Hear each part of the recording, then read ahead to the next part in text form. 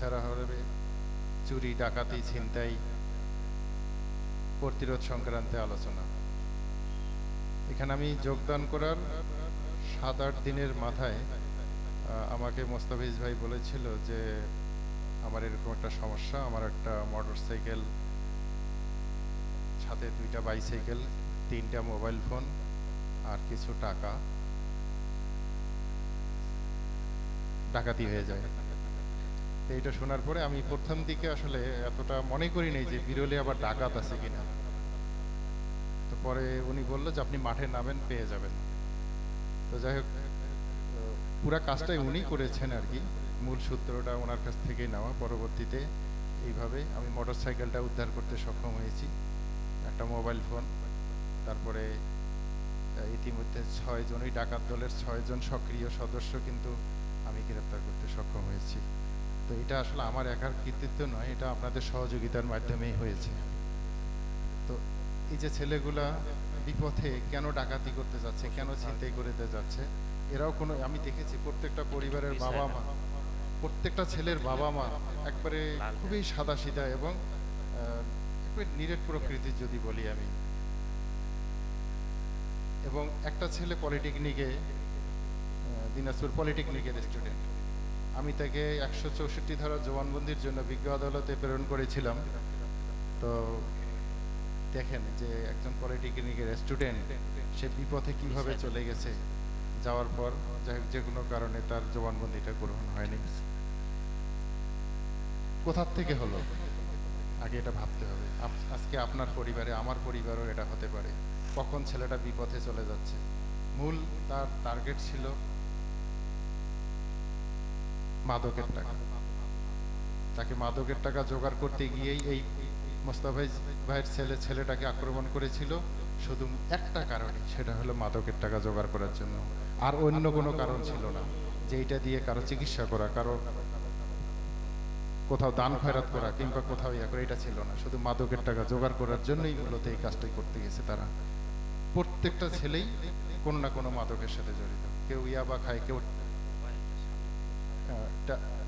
টাফেন্ডাডল, কেউ সাহেব, কেউ তো ফেন্সিডিল, কেউ মানে ছোটোখাটো, কেউ গাঁজা, মানে প্রত্যেকেরই কিছু না কিছু এরকম অভ্যাস ছিল এই ছেলেগুলোর। এই জন্য আমি বলি, আপনারা যারা আমার এখান থেকে আমার সব কথাগুলো শুনতেছেন, আপনারা প্রত্যেক গার্জিয়ান, প্রত্যেক অভিভাবক সন্তানদের প্রতি খেয়াল রাখবেন।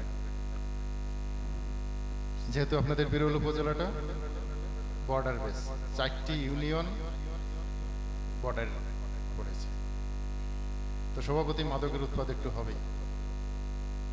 হতেই পারে, কিন্তু তাই বলে মাদক ছড়াই যেতে পারে। আপনি আপনার জায়গাটুকু পরিষ্কার করেন না ভাই, আপনি আপনার জায়গার অবস্থান থেকে আপনার ছেলে মেয়েকে সতর্ক করেন যে মাদক খেলে কি হয়। এখানে ইসলাম ধর্মাবলম্বী আছে, অন্যান্য ধর্মাবলম্বী আমার কথা শুনতে পাচ্ছেন। আমি বলবো এটাই, কোনো ধর্মেই মাদককে সমর্থন করে না। আমরা যদি ভাবি মসজিদে বসে তামাকজাত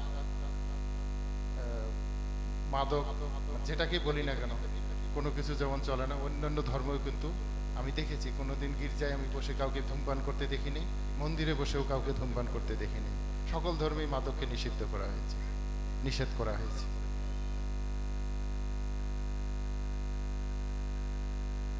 এই জন্য আমি বলবো, যতই সহজলভ্যতা থাকুক না কেন, আপনি আপনার জায়গা থেকে আপনার ছেলে মেয়েকে সতর্ক করুন, সচেতন করুন। আমি কথাগুলো বলছি শুধুমাত্র সচেতন করার জন্য, আমার কথায় কেউ মনে কষ্ট নেবেন না। আমি একটু বাল্যবিবাহের কথা বলবো। বাল্যবিবাহ আমাদের দেশের প্রচলিত আইনে অপরাধ বলে বলা হয়েছে, অপরাধ, বাল্যবিবাহ অপরাধ। তো অপরাধ কি জানেন, যে স্থানভিত্তিক রাষ্ট্রীয় আইন দ্বারা যে কাজ করতে বলা হয়েছে সেটা না করা, এবং যে কাজে নিষেধ করা হয়েছে সেটা করা, এটা হলো অপরাধ। তো বাল্যবিবাহ অপরাধ। বাল্যবিবাহ কখন হয়? সবাই জানেন, জাস্ট আমি একটু স্মরণ করাই দিতে চাই। 18 বছরের কম বয়স্ক কোনো মেয়ে, 21 বছরের কম বয়স্ক কোনো ছেলে যদি বিবাহ সম্পূর্ণ হয়, এটা বাল্য বিবাহ। আর শিশু সকল 18 বছরের সকল ব্যক্তি 18 বছরের নিচে, অর্থাৎ যার বয়স 18 বছর একদিনও হয়নি, 18 বছর একদিন হয়নি, সে শিশু। এটা মাথায় রেখে তথাকথিত মনে করবেন যে আমার মেয়েটা তো কেবল 8-এ পড়ে, একটা জামাই পেয়েছে সরকারি চাকরি করে, আপনারা বিয়েতে যাচ্ছেন, এটা করবেন না। এখান থেকে প্রসূত সন্তান বিকলাঙ্গ হতে পারে, মানসিক ভারসাম্যহীন হতে পারে, যে কোনো ধরনের সমস্যা হতে পারে, একটা অপুষ্ট বাচ্চা জন্ম দিতে পারে। আর একটা বিষয় বলবো, আমি কথা বাড়াবো না। এই সবচেয়ে বেশি দিনাজপুর জেলায় আত্মহত্যার প্রবণতাটা বেশি। আত্মহত্যা কোনো ধর্মই সমর্থন করে না, আত্মহত্যা মহাপাপ।